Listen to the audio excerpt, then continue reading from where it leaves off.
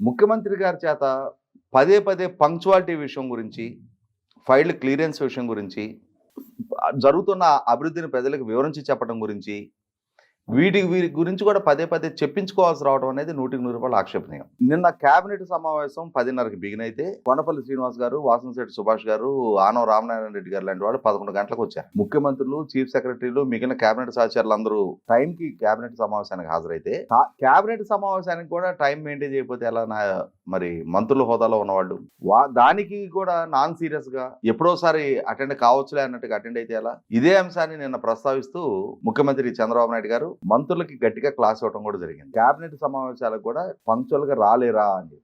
అసలు ఎందుకు రాలేరు అంటే కేబినెట్ సమావేశంలో ముఖ్యమంత్రి గారితో సహా అందరూ పాల్గొంటున్నారు అని చెప్పని తెలుసున్నా కూడా అంత నాన్ సీరియస్ గా వ్యవహరించే వాళ్ళని అసలు ఆ పదవుల్లో కొనసాగించాల్సిన నెక్స్ట్ ఏంటి? ఇది ప్రజల నుంచి వ్యక్తమవుతున్న ప్రశ్న.